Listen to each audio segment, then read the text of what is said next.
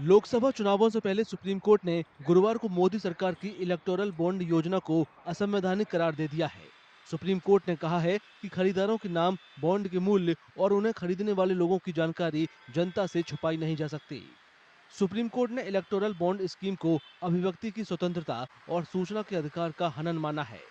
मुख्य न्यायाधीश डीवाई चंद्रचूड़ की अध्यक्षता वाली 5 न्यायाधीशों की संविधान पीठ केंद्र के इस तर्क से सहमत नहीं थी कि इसका उद्देश्य राजनीतिक फंड में पारदर्शिता और काले धन पर अंकुश लगाना था। I think this is the most historic judgment that we have got from the Supreme Court in the last 5-7 years. It is a great boon for democracy. We were all concerned for the last so many years. Everyone who loves democracy was protesting about it. I myself wrote several articles and spoke to the media many times. And every issue that we had raised has been tackled in this judgment from whatever we heard in the judgment. Supreme court के फैसले के बावजूद BJP electoral bond के पक्ष में खड़ी है। चुनाव में पारदर्शिता हो फंडिंग में, इसके लिए लाया गया था। चुनाव में कैश का प्रभाव कम हो, उसके लिए भी लाया गया था। इस बात को समझना बहुत जरूरी है। और भी कई तरीके से चुनाव में सुधार के लिए जितना प्रयास करना है वो काफी किया गया है। यह भी उसी प्रामाणिक प्रयास में चुनाव को पारदर्शी बनाने का प्रयास था। अब माननीय सुप्रीम कोर्ट ने एक फैसला किया है तो हम उनका सम्मान करते हैं। Honorable Supreme Court has said today is basically held that in the electoral bonds the information should come out. The larger perspective is that this has been a journey for several decades and the concern has been how to prevent black money or slush money getting into the electoral process. Keeping concerns regarding identities of the contributors in mind, a scheme came. The Honorable Supreme Court has held that this scheme in this format could not have been there. So therefore it has passed a set of directions. Now any order of the Supreme Court or judgment has to be accepted, has to be respected. Congress नेता DK Shivkumar ने फैसले का स्वागत करते हुए इसे ऐतिहासिक करार दिया है। It is a big decision of the history of India. I think we fully salute them for their brave decision. I think country needs such type of change. It is not for it to save democracy and to save all of them. I think they have taken a bold decision. I think I'm sure that even they will go even to the grassroots level, to even including the voter level. Voter level has to be such type of decisions to be gone to the voter level.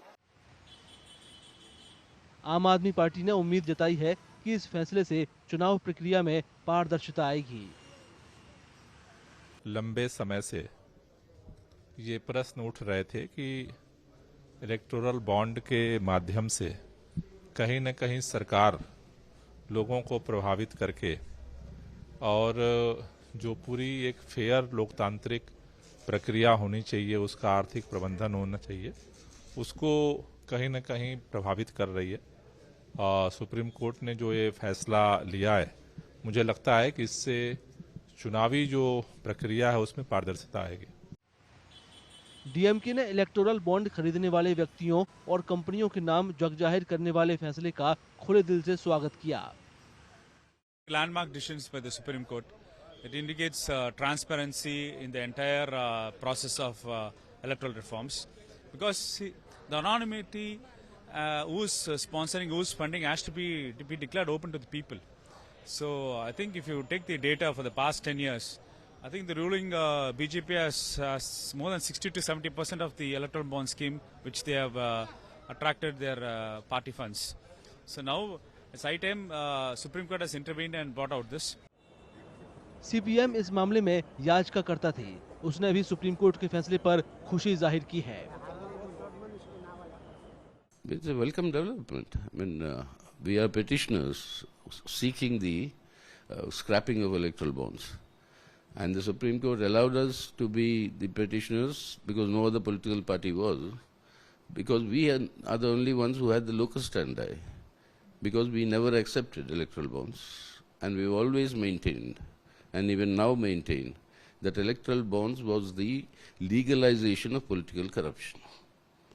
and that is something we wanted scrapped, and we are very satisfied that most of the points that were raised in our contention, in our petition, have all been upheld by the Supreme Court.